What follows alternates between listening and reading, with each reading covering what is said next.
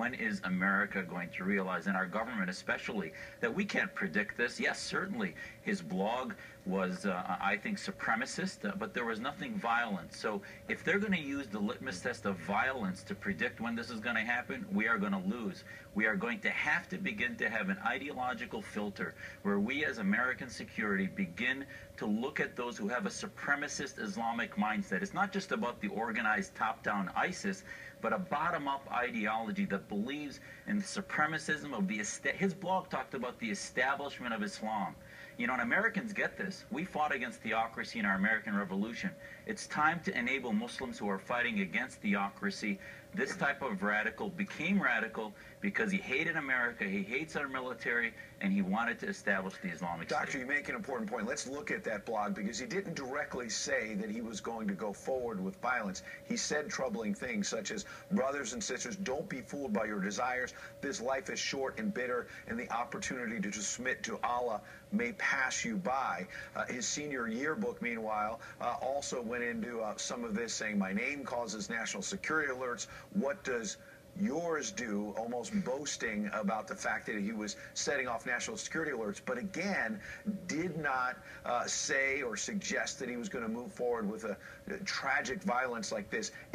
Does the FBI have its hands tied right now because of the fact that they have a higher standard of actually going forward with surveillance? Absolutely.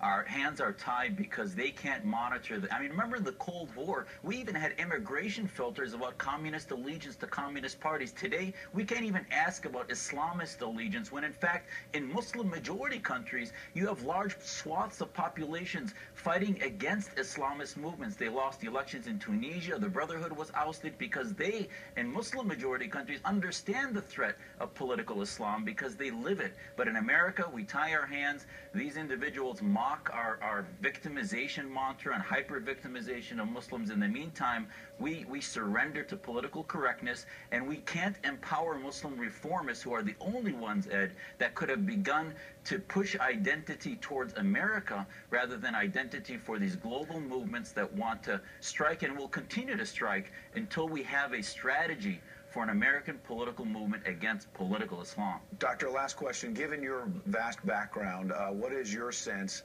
of the likelihood that this was at least ISIS-inspired, if not a direct connection? And what is your message to moderate Muslims? What do they need to do? What do they need to say at a time like this to stop this senseless violence? Well, remember what ISIS represents. It represents an ideology that believes somewhere, somehow, everywhere it'll establish the Islamic State or Sharia or Islamic law. This is definitely part of that social global movement.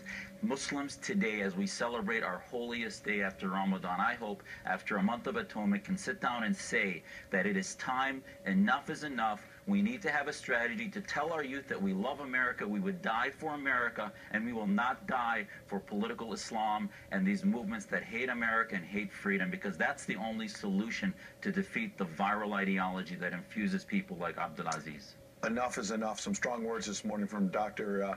Zhudi Jasser. We really appreciate your insight and analysis this morning. Thanks for joining us. Thank you, Ed.